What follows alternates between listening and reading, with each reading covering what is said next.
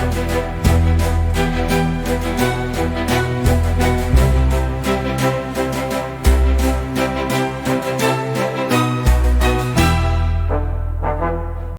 everyone. Welcome to another episode of Statecraft in Motion.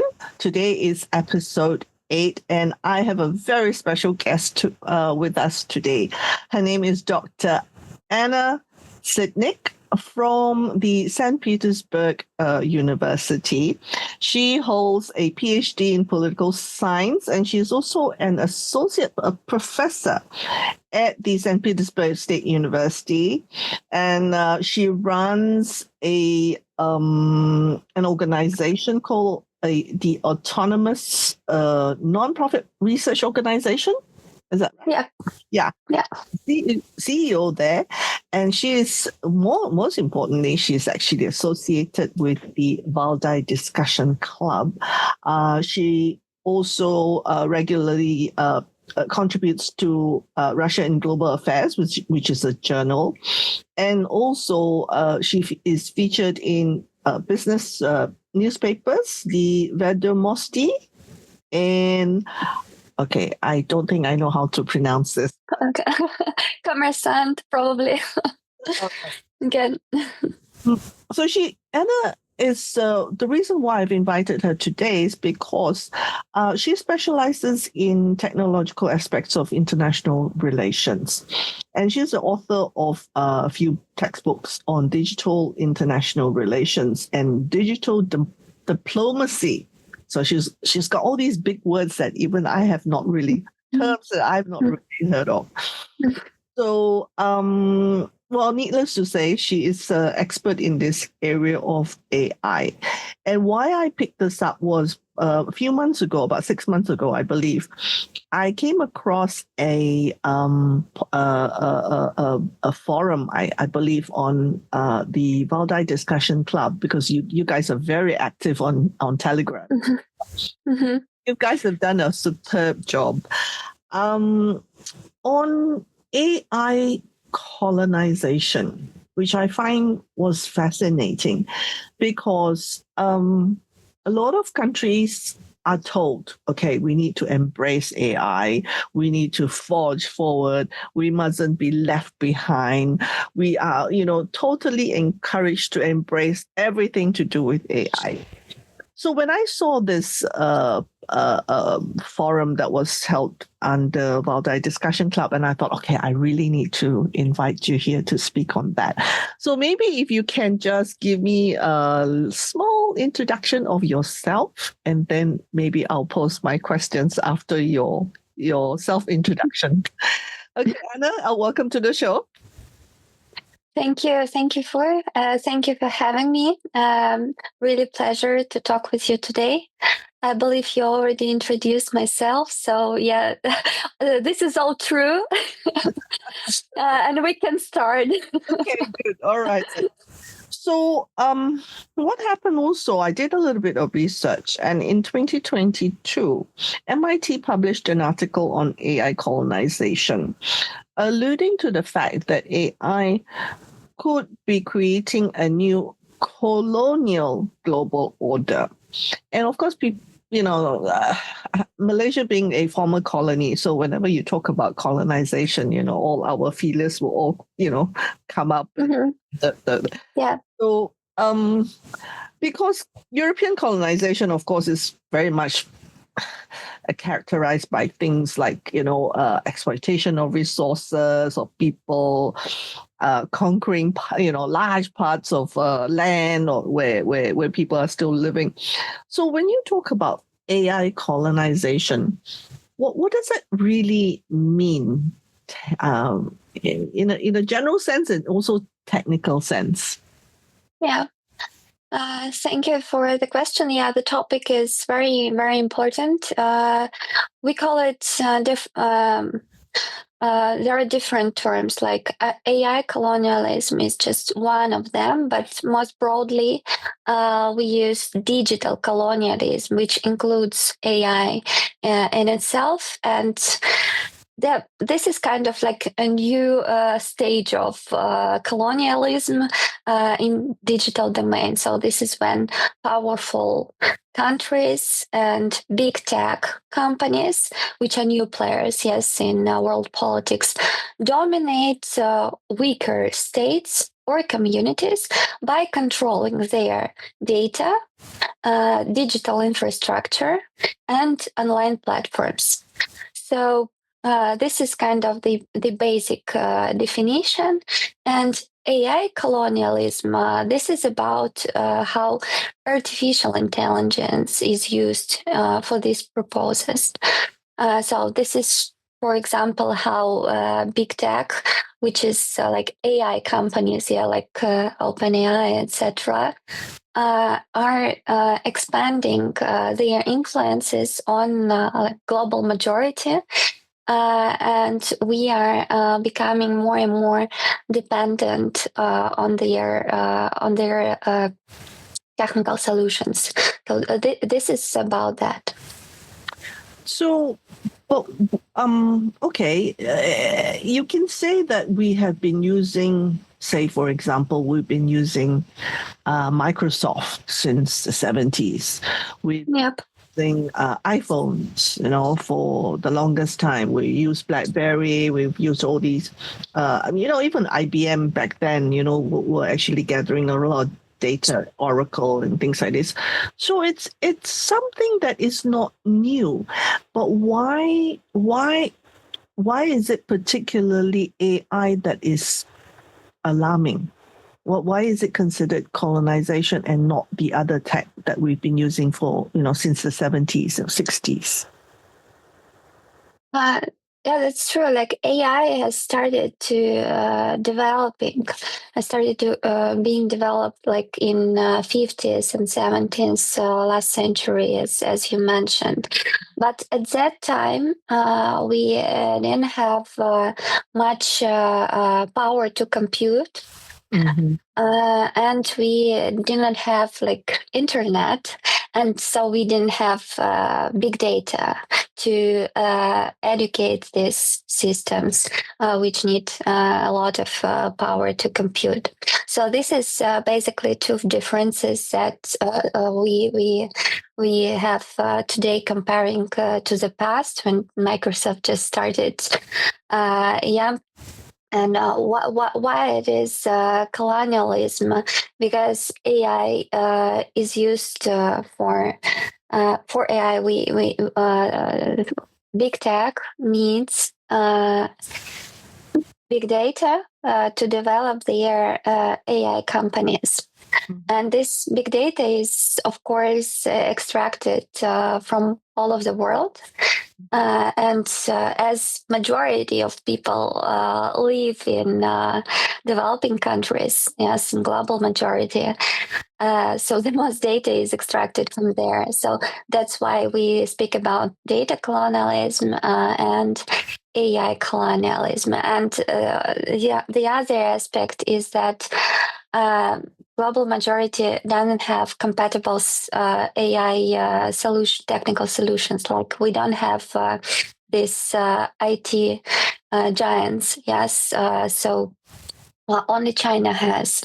China has like ByteDance, Alibaba, which are comparable to the companies from the United States, big tech. But the other world, we don't have such big economists to develop this AI. So this is kind of the main problem. So your contention why this is considered colonization but not the earlier tech is really the use of the extraction of data. Especially smaller countries, even Malaysia, the global south, the global majority. So it's been coined. Data has been coined as the new oil, right? The new Yes. petroleum, so petrodollar. Yep. So now you have data dollar. Mm-hmm. I don't know what you will be called, data dollars. Yeah, true. Dollars, yeah, data dollars.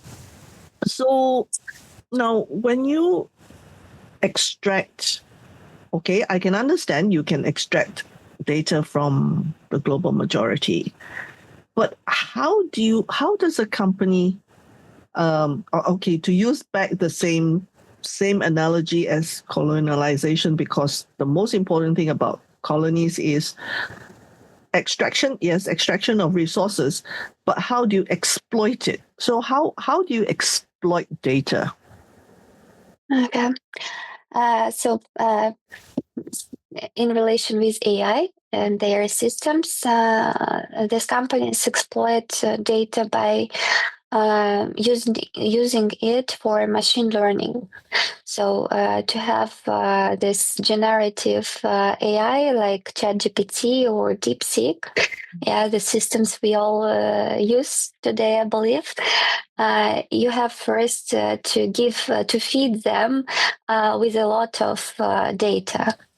And this could be text, this could be images, this could be our messages in social media, and just our comments.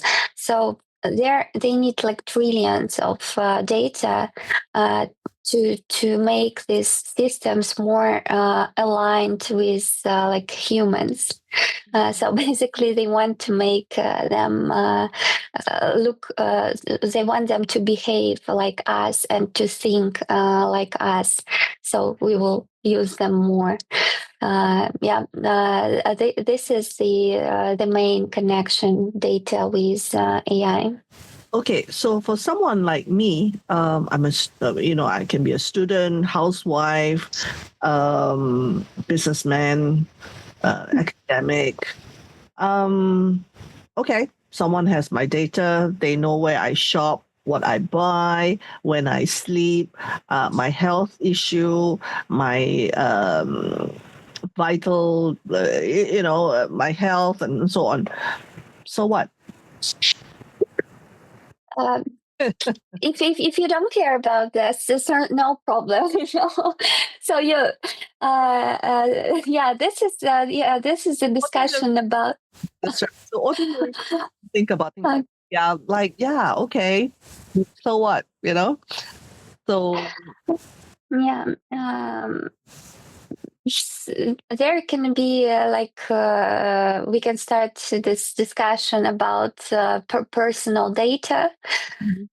Because yes, your personal data can be used for advertising, for political targeting, which is not so good for democracy or any other political systems, because by knowing what you prefer and or just knowing your interests, some actors can try to influence your future behavior by giving you like pictures of something like news, and this is what some states like really don't like. So what else? This is also about this influence operations. So basically,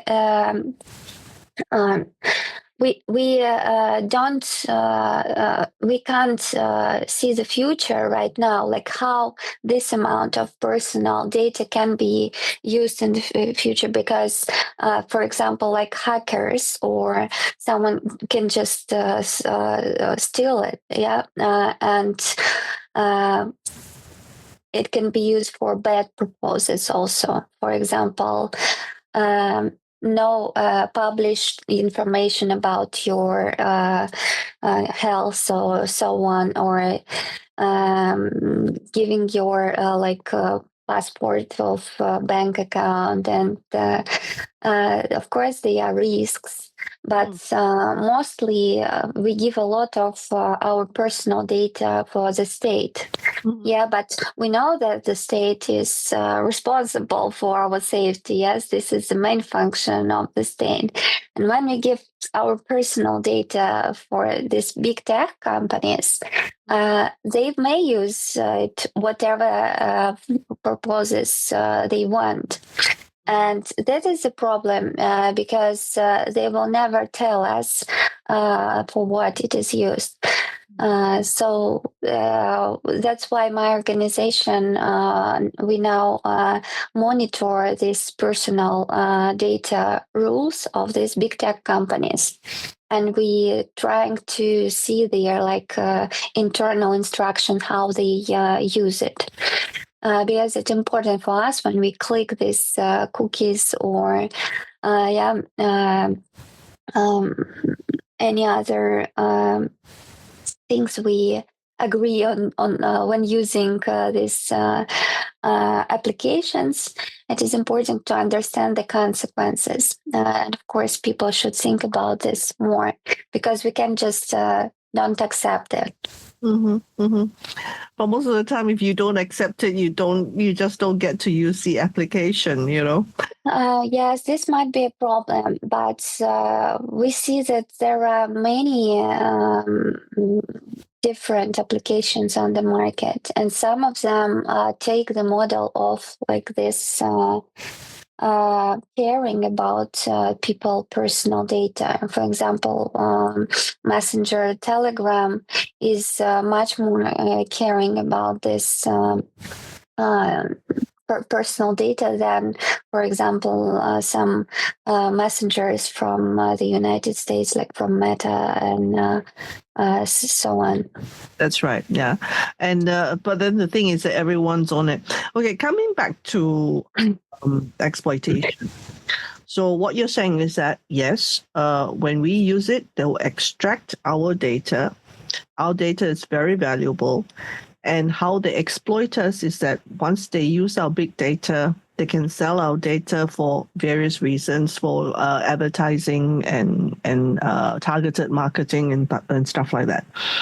But coming back to colonization, what you are saying is that the AI can be used to subvert certain countries, especially small ones. Meaning, if a tech company can, say, manipulate your election results, cause regime change, cause chaos in your country. Okay, Nepal, recently had a Gen Z revolution. Really, that was driven very much by social media. Now, I mean, I'm not accusing anyone of manipulating the algorithm, but if I were a country that's interested in a regime change in a certain country, I could use big tech to manipulate the election results. Is that what you're saying?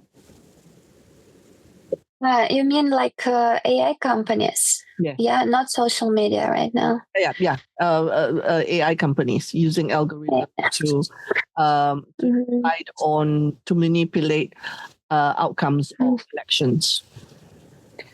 I would say that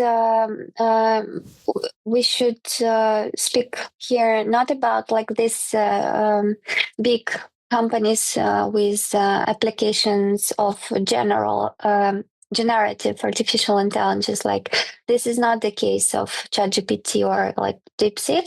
Yeah, because of course they might give like answers supporting one side or another, but the monitoring of different people says that they're not so much aligned with any like political positions or parties. So they're kind of saying like on the one hand, on the other hand. So it is not so dangerous.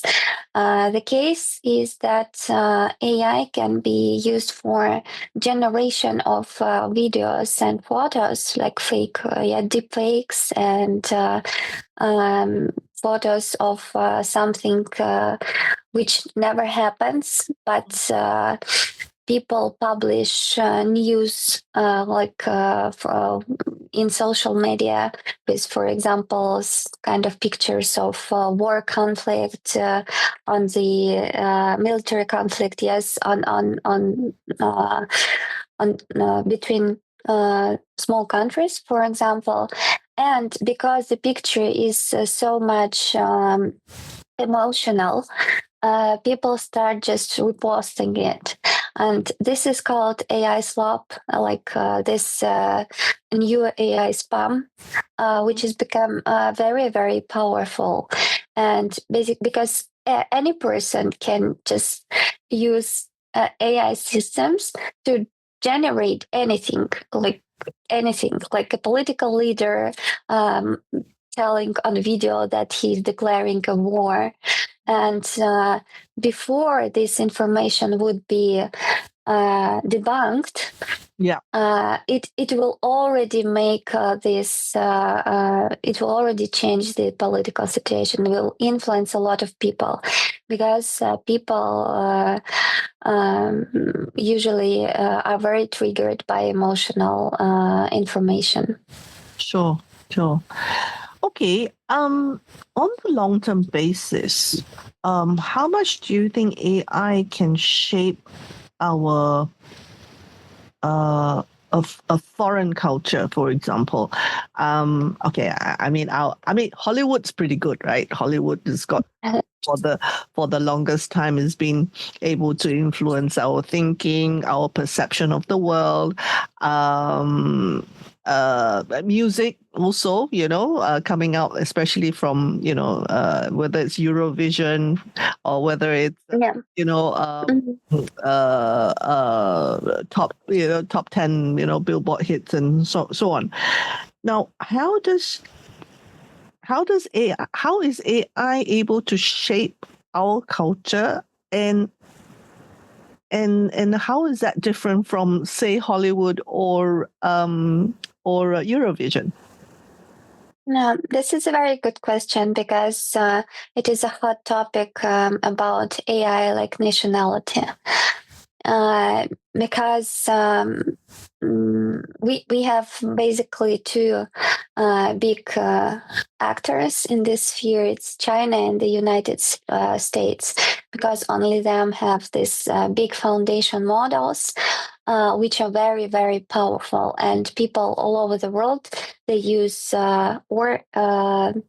American applications or Chinese, or both of them, like in different situations. And all these systems are educated on all data around the world. But the problem is that most of data in the internet is written in English. Yeah, so of course they are kind of more aligned with this Western culture. If we speak about like this American applications, and of course Chinese models are aligned with their view of the world, because Chinese information space is very closed. But what these companies are trying to do, they want to make this their technology like common for everyone, like universal for everyone. So they want people in different countries use them. So this is why they are trying also to educate them in different other languages. And for them, like this data sets from, for example, like small cultures, even not states, but even smaller groups, they compete for this data, because they want to make their systems more and more universal, because more people use it, the more data they have, the cleverer these systems are. This is how it works. And on this stage, this problem is not so, the problem of AI nationality is not so hard.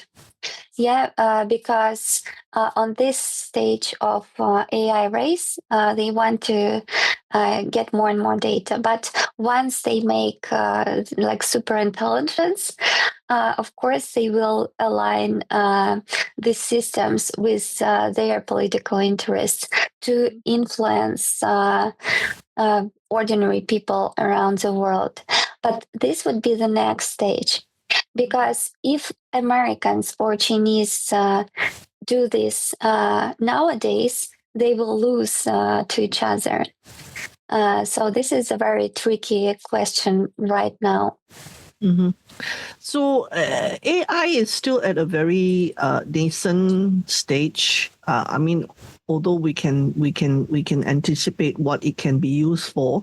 I mean, it's just like a gun, right? Yeah. A gun is can be used for good, right? I mean, you can animal and then you know to feed yourself, but a gun is also can be used for bad things, right? Yeah. So AI is, the way I see it, is pretty much the same kind of thing. Of course, if the state actors have good intentions, there's no problem handing over our data to them. But when state actors turn bad, who is to monitor them? Who is to challenge them? Maybe you want to talk a little bit about that. How do we empower ourselves so that when bad actors come into play, that we are also protected? Yeah, we need to have bunkers. You need to have. So we need to have to hide somewhere. I mean, bunkers. So because maybe we need digital bunkers. Digital bunkers, yeah. So here we come to our field of international relations, and asking ourselves what international organizations and of course United Nations can do with regard to this issue. And of course it is the most hot topic in the UN. And actually, we see some positive results from last year because finally the UN decided to take the main role in AI regulation. They created special unit under the general secretary. So now it will be a special body for that. And they're trying to find these formats which will be not only discussion clubs like it was kind of before, but which can which are capable of making real decisions on the basis of the whole interests. And global majority is very active in the United Nations because we are trying to say that AI should we should think about this AI colonialism and about data access for all of countries and access for this technology. So the countries should share with each other their kind of technological results to make us more compatible with these tech giants. So to become more independent, we need to unite because this this is not enough what we have in just in one country, for example. Yeah, but if we and just unite all our, for example, power of data centers, or our like mathematical genius, engineers. If we do something together, it might be easier for us to fight this trend. So what, Anna, if I understand what you're trying to say is, it will be a little bit like, as I said, guns and weapons. It is, all countries will have nuclear weapons. I mean, no, it will be military weapons and so on. So what we see here is actually a kind of like an equivalent of a United Nations Convention on Human Rights, but with AI application. Is that would that be a fair parallel? Yeah, it might be a good parallel, but I also think that this convention would be like verified on the regular basis. Because AI technology is developing so fast, much faster than nuclear weapons.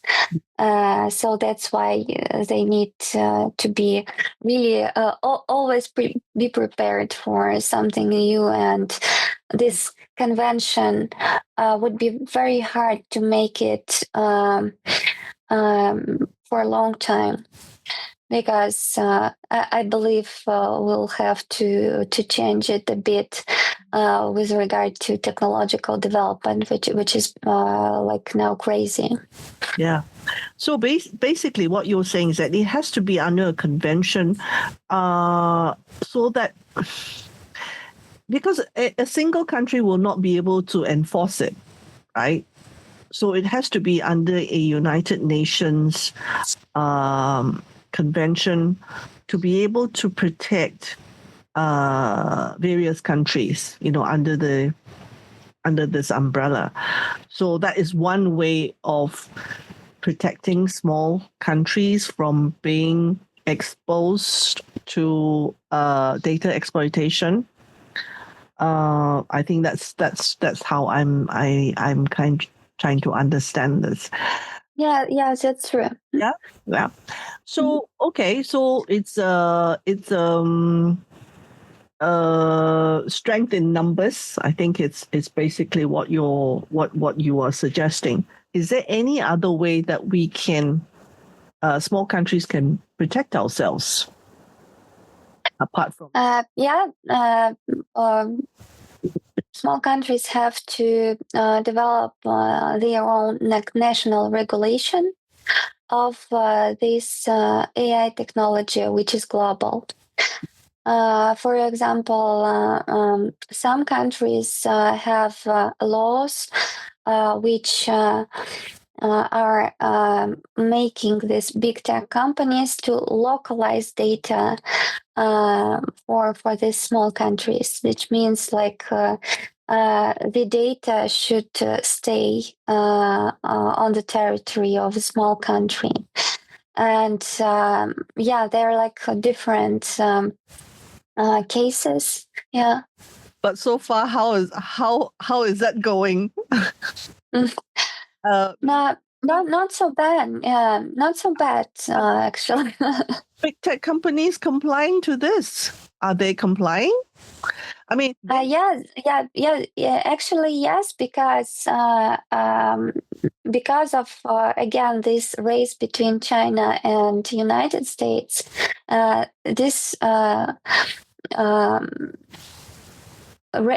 regulation and their readiness to being regulated is becoming kind of soft power of them to promote their technological solutions. Because again, there is the race between China and the United States. And what is China is saying when it's building this digital infrastructure in other countries, they are telling like we are just give you technology and we are not trying to make any political influence. Like this is you can store your data on the we just don't pretend to on it. So United States they also are they see that and they are trying to adapt their strategy to make this image also of technological neutrality.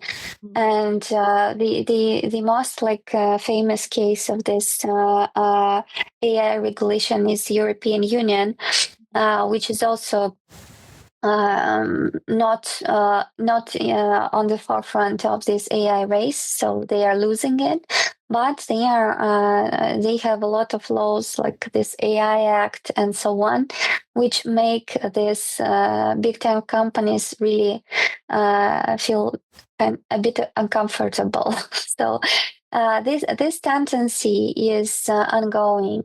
In Russia, we also have this special regulation for foreign big tech. So all countries have to store Russian data inside Russia. Yeah. So I think this tendency is will become more and more strong.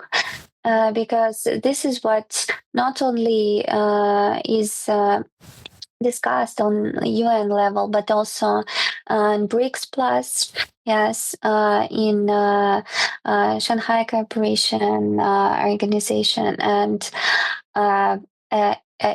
Asian countries. So, yeah. Yeah.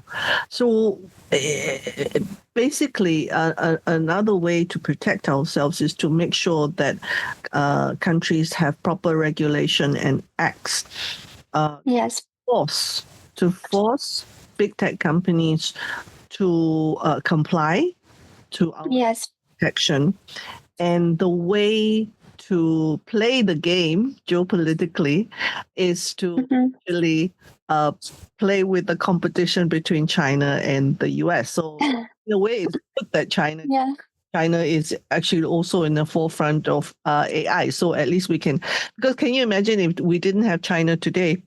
And US is going to be just dominant in one area. We could be very vulnerable, and we may not be able to have too much voice. But okay, so yeah, I should add here that of course there are not only Chinese and American solutions. Yeah, different countries have also their like large language models and this generative AI. In Russia, we have systems from Yandex, like Yandex GPT and GigaChat from Sberbank. This is also very nice applications of generative AI, and many Russians use it because it is especially good in Russian language. And there are some analogs also in other countries. I don't know about Malaysia, probably you will tell me. But in terms of this compute power, we cannot being a part of this race because race between China and the United States, because the size of economy is uncomparable, so we just can't invest so much. So this is why it's probably important to unite smaller economies to make this bigger investment to develop AI. And also because, unfortunately, because also of the sanctions. So we also don't we unfortunately we don't get a lot of choices because I mean, especially if people are too lazy to go and dig further or do their own research, and they just think, okay, you have DeepSeek, you have ChatGPT, you have Grok. I mean, there's so many others, but of course, like you say, it's dominated by these two countries. So people don't try and discover what other I think, sorry. I think the case is like not people are lazy. People just like better solutions. Yeah. They need something which works well, which works better than other, because this is just our life. We need something workable. So in the long run, you mentioned two countries, US and China, which all of us know. Who do you think? I mean, Russia is one candidate that can be can join the AI race. Who else do you think would be a big country that will be participating in this AI race in the future? It's difficult to make any prognosis, because AI is developing so fast that last year we wasn't prepared for what we have today, and nobody can imagine this. So if we can't speak about the future, but still it will. I think we can just guess. And what I can guess is that we should start like of what scientists think, and scientists tell us that it is already impossible to have compatible systems to American one and Chinese in the future. So they say that this gap is becoming more and more, becoming bigger and bigger. Mm-hmm. And this is kind of the main problem, that with each year it's becoming harder for us to become the part of the race. But if something happens and kind of a new way of educating this system will appear, like happened with DeepSeek. You remember when they just invented a new way for machine learning. If again something will happen like this DeepSeek moment, probably this will be, of course, European Union. Probably France, because France had very strong math school, and math school is very important for AI systems, and they have their model Mistral, which is already exists, but it is not comparable for American and Chinese one. I think Russia. There also might be India, because of the biggest population in the world. And I know that they are becoming more and more active in this AI race. Yeah, and they have brilliant software engineers as well. A lot of them are actually working at the silicon. Yes, that's true. The way things are moving, if they move back to India, and India could actually catch up, they have a chance. Let's put it. Have a chance to catch up. Yes, that's true. Probably we'll see kind of regional solutions.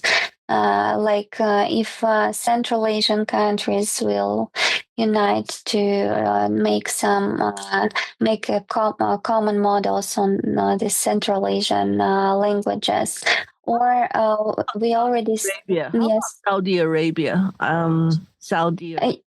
They are very active in using American technology right now, because you've heard that United Arab Emirates. They give free access to ChatGPT for all the population. So probably they will do something, but I'm not sure that they have enough people who can do this. So for them, it's easier to buy these solutions. But probably. But I also think about Africa, Asian countries, South Eastern, South Asian countries, Latin American countries. We can see some initiatives to create the own language models. For example, yesterday I've seen initiatives called an Atlas, which is like Nigerian Atlas. It is like large language models for African languages. So, but they the thing is that they use foundation model from Meta, open source, like Llama, and on its basis they educating it by adding their languages. So yeah, it's kind of African model, but it is the basic level is American. So this is a big problem with developing this sphere, because for countries it's easier to take a ready technical solution application and then to adapt it. Yeah. But this China or United States just can say one day, okay, we stop giving you this technology, and what shall we do next? Yeah. So in Africa, they're already trying to develop their own LLM, but it's still the foundation of it is still American. How about Latin America? Who is the forefront in AI in Latin America? Brazil? I believe Brazil, Argentina, but still, I didn't actually. Last AI summit, BRICS summit was in Brazil, and the BRICS countries made a common declaration on AI about this access to data and so on. But they have a lot of cooperation now with China, Brazil. So probably they'll do something with China. But I didn't hear about any like big LLMs in Latin America so far. Okay. Well, that's been very interesting. I mean, it's a very new topic. And actually, when I wrote an article, my son wrote an article on AI colonization, and he wanted to have it published in a local paper here in Malaysia. It got rejected. Why? That's why I'm trying to figure out why. I think people, maybe they don't want to believe it, that there's such. It's because if you, I think most countries, especially developing countries, we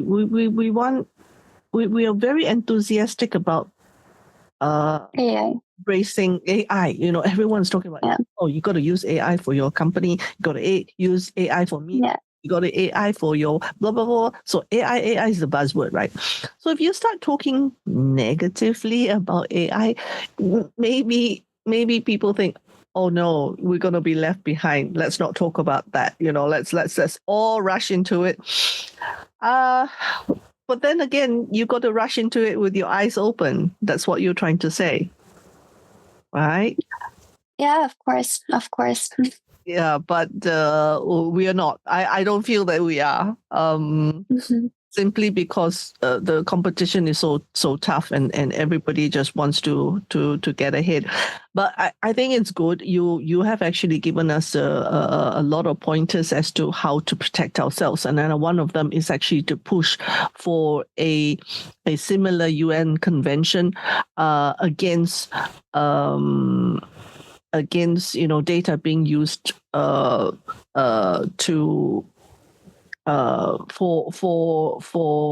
nefarious reasons, to target a certain country by a big superpower or whatever. So I I think that's one of those things that every country should look into, and academics and regulators should be aware of that.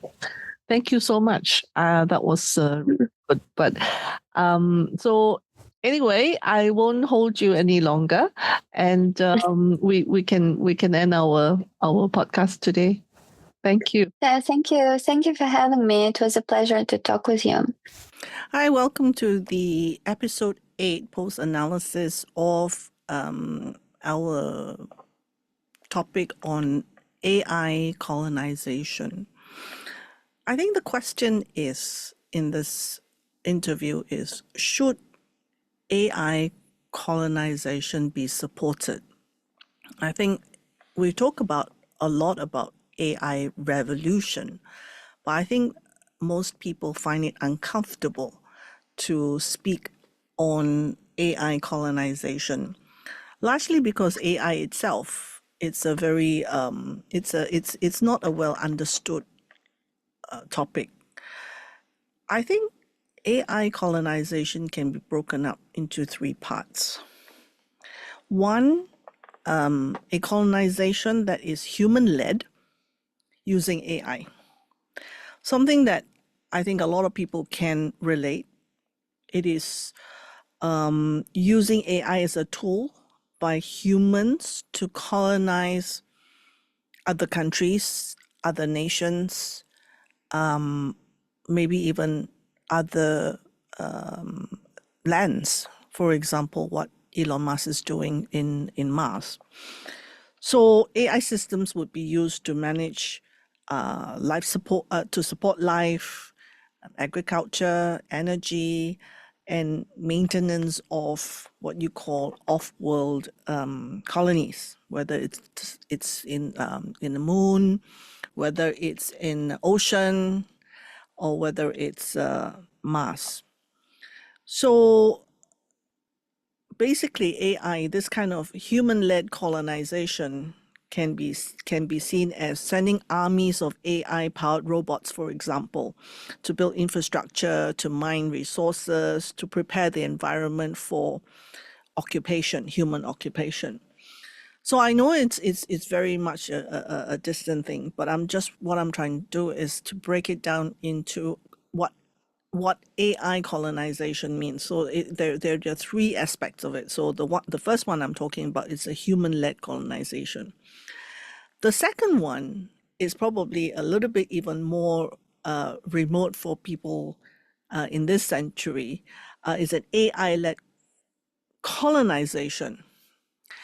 So this is somewhat sci-fi in that if you watch probably movies like Aliens or maybe even Star Trek and movies like that. So it's more futuristic, more in fact, it's a very, to us in 2025 it seems like a speculative scenario. So this is really stuff with the movies where AI inherently drives the acquisition of knowledge, matter, energy, and in some ways even propagate a kind of human-like consciousness, which means that robots are not just there to function as maids or to carry out dangerous jobs, activities, but actually has a certain consciousness that could even replace human consciousness. So this one is second type of what you call AI colonization. The third type of AI colonization that Dr. Anna was talking about is really probably a little bit more current. It is current, and it is also in itself a cause for concern. So colonization of human systems and society is already happening. It's already happening because of whether it's social media, whether it's the usage of certain platforms and algorithms that doesn't really involve space, but rather the infiltration and dominance of human systems using AI. For example, economic colonization, AI systems controlling global finance, supply chains, markets, and helping us make decisions that would profoundly shape our economy without direct human oversight. I think this is something that a lot of us can envisage because it's already happening. You know, supply chains are being manipulated, supply chains are being dictated. A lot of it is actually determined by AI, depending on the origins of the AI source, whether it's China, Russia, or the US. So these are and India. So these are the 3, 4, maybe even Saudi Arabia. So you're talking about 3, 4, 5, major players that are trying to scramble for dominance, particularly, of course, China and US, who are seen to be the forefront of AI, and especially on the information side, information colonization, stroke economic colonization. So the algorithms would shape and see and think and basically affecting our cognitive and social landscape. And this is what Dr. Anna is referring to. And she reckons there are very key ethical and existential questions to be asked when countries use AI to colonize societies, whether it's economic, whether it's biological, whether it's informational colonization. So if we create, say, for example, an AI that would ensure that certain objectives or goals remain, it aligns to a certain society. So how would it shape human values over the next, say, 100 years? So we're not talking about a 1 or 2 year thing or a decade long thing. You're really, the projection is really a lot longer than that. You're talking about 100 to a couple 100 years. So so there is what you call an alignment problem. How does AI align to our values as human beings? Because different societies have different values. We have the Western, of course, value systems. You have the different civilizations, Chinese, Persian, Islamic. All of them have different value systems. So you have an alignment problem there. Then there's also the rights. As Dr. Anna mentioned, is how about the rights of human intelligence? So if AI were to colonize the planet, so who does the planet belong to, right? What about non-human intelligence, like animals, plants?